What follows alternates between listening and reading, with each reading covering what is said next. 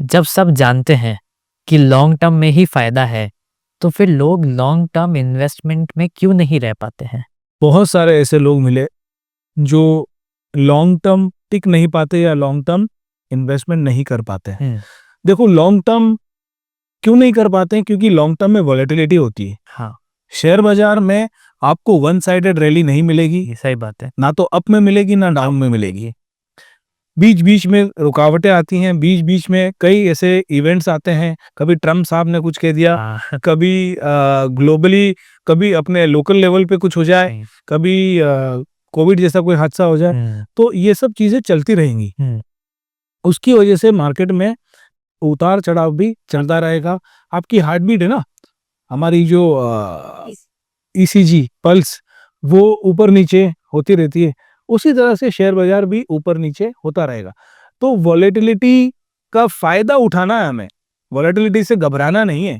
हाँ, और वॉलेटिलिटी का असली फायदा उठाने वाला होता है एसआईपी इन्वेस्टर। अच्छा।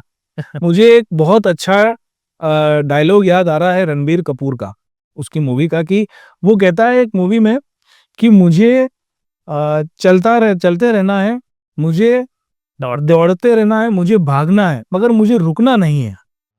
उसी तरह से आपकी एसआईपी होती है। उससे चलते रहने दो, भगाओ और दौड़ते रहने दो, मगर उसको कभी रोकना नहीं है। ना नहीं। क्योंकि जिस दिन वो रुकेगी ना, आपका वेल्थ क्रिएशन स्टॉप हो जाएगा, आप गेम से बाहर हो जाओगे। सही। तो गेम के अंदर ही रहना अपने को, तभी पैसा बनेगा। और वॉलेटिलिटी एसआईपी का फ्रेंड है, क्योंकि एसआईपी आपके लोअर में भी लगेगी, अपर में भी लगेगी। लगेगी, सही बात है। मैं आपको एक बात बताता हूँ, आप सेलिब्रेट कीजिए जब भी मार्केट गिरता है, अच्छा। आप खुश हो जाइए। क्यों? क्योंकि आपका पैसा लोअर लेवल पे लगेगा, हाँ, सही बात। आपको ज्यादा यूनिट्स कमाने का मौका मौका मिल मिल रहा है। रहा है, हाँ, सही बात है। जितना ज्यादा आप यूनिट्स स्टार्टिंग के करियर में, स्टार्टिंग के दिनों में अक्यूमुलेट करेंगे आपके फाइनेंशियल जर्नी में, मार्केट जब बढ़ेगा तब वही यूनिट्स की वैल्यू बढ़ेगी और आपका वेल्थ क्रिएशन होगा। करेक्ट। उसी को असली इन्वेस्टिंग कहते हैं। आपने कहा था ना, मैं बीच में कभी वही पैसा डाल रहा हूँ, डालने का समय एनी टाइम होता है, डिप में डालना चाहिए। बट एसआईपी वो चीज आपकी कैप्चर कर लेता है, रुपी कॉस्ट एवरेजिंग कहते हैं उसको। के तो हर लेवल पे जब आपका पैसा लगता है, तो सेलिब्रेट जब जब भी करेक्शन होता है। मैं तो ये कहूंगा, एसआईपी के स्टार्टिंग के ईयर्स में जब आप करते हैं 10-20 साल की, तब स्टार्टिंग के 5 साल तो मार्केट खूब गिरना चाहिए। अच्छा। क्योंकि उस समय आप सबसे ज्यादा यूनिट्स बनाएंगे, हाँ, यूनिट्स एक्यूमुलेट करेंगे। सही बात है। और जितना ज्यादा यूनिट्स आप स्टार्टिंग के ईयर्स में एक्यूमुलेट करेंगे, और जब बाद में बाजार जब चलेगा 5-10 साल, हाँ। 15 साल में अच्छा लेवल पे जाएगा, तो वही यूनिट्स की वैल्यू आपकी बढ़ बढ़ के बहुत ज्यादा हो जाएगी। और उसी को असली वेल्थ क्रिएशन कहते हैं। इसलिए सेलिब्रेट एवरी करेक्शन। एंड बाजार बढ़ता है तब भी अच्छी बात है। क्यों? क्योंकि आपकी एनएवी बढ़ रही है, हाँ, तो उस यूनिट की वैल्यू बढ़ रही है। वैल्यू बढ़ रही है, हाँ। और गिरते बाजार में आपकी यूनिट्स बढ़ रहे हैं। बढ़ रहे हैं, हाँ। दोनों में आपको खुश होना है, फायदा है दोनों में। बस। और जब गोल आ जाए, तब आपके पैसे निकल। लग चुका है आपका। हाँ, अब उसको आप रीप करो, बेनिफिट को, आपके गोल्स को अटेंड कीजिए इजीली। अब मैं एक एग्जांपल है कि मैं 3 बंदों का बताता हूँ। 3 इडियट्स मूवी तो देखी होगी आपने। बिल्कुल। उसमें 3 बंदे होते हैं, रैंचो, फरहान और राजू। हाँ। तीनों बहुत फेमस कैरेक्टर हुए थे। हाँ, राइट। रैंचो स्मार्ट था फरहान और राजू से, हाँ। ठीक है ना। उसने अपनी एसआईपी स्टार्ट करी थी एट द एज ऑफ 25, क्योंकि वो जानता था कि पावर ऑफ कंपाउंडिंग का असली मजा टाइम के साथ है। उसने ये पॉडकास्ट देख लिया होगा। उसने, हाँ, हो सकता है देखा होगा। तो हिंड साइड में, तो 25 की उम्र में रैंचो ने एसआईपी स्टार्ट कर ली 15,000 की। फरहान को थोड़ा लेट समझ में आया, रैंचो के इस बात का संपर्क में आया, और उसने 35 की एज में 15,000 की एसआईपी स्टार्ट करी। ओके।